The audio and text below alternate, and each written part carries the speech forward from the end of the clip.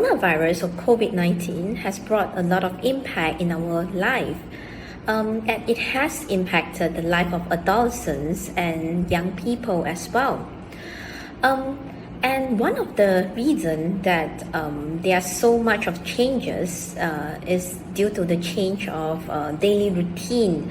They no longer able to attend face-to-face classes, which has interrupted their interaction with people around them in terms of building significant relationship or friendship with people around them. And building friendship and significant relationship is one of the key tasks, or I would say that one of the developmental tasks for adolescents and teenagers. Therefore, a lot of communication and interaction has switched online. There are several other sets of challenges that came about because of all these changes. Could be, for example, they might actually be facing cyber risks, or they need to increase their digital literacy in terms of supporting their online learning, and also the increased time spent at home. It might actually create conflict and also more stress at home as well. And adolescents and a lot of family, they are actually currently dealing with all this indirect impact of pandemic and change of lifestyle as well. So we need to acknowledge all these challenges that we are facing together and provide support to adolescents, youth, and also family that is impacted by this pandemic.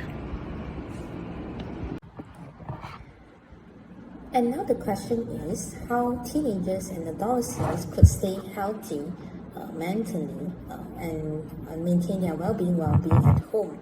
First of all, it's very important for us to have a routine being set each day. For example, you need to build up the routine of waking up and sleeping at the same time or similar time, and getting enough rest every day, and also not forgetting to keep yourself occupied and try to live life as normal and keep your routine as much as possible.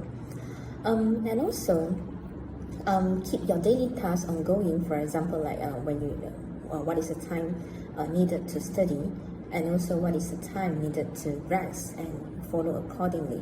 And next, we need to actually stay connected with friends and family as you can. Staying with family and friends that is not physically with you, it could be done online, but just bear in mind of online privacy and also of online safety, so that while staying in touch with people and you need to keep yourself safe, and also beware of the privacy issue online, and also try to communicate more and interact more with people at home.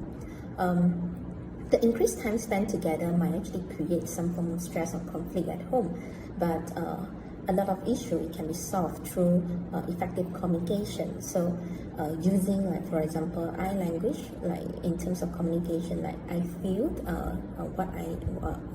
for example, saying I feel this way when you when this occur, for example. While focusing on the eye language itself, it could facilitate more effective communication. And also, lastly, remember to exercise on a daily basis if you can, or at least 2 to 3 times a week, so that you can keep your body healthy, and also you get your energy being used up every day, which can actually facilitate a better sleep at night. So starting in 2011, the Malaysian Ministry of Health has actually introduced something called MENTARI, which stands for Mental Psychiatry. So basically, these are community mental health centers which aim to help the general public with their mental health.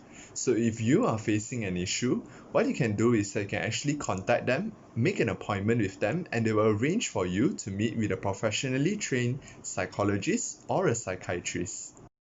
There's an NGO called the Mental Illness Awareness and Support Association, short for MIASA, that you can seek help from. The MIASA is an NGO that was founded by patients for patients. All the therapeutic services available are handled by certified professionals.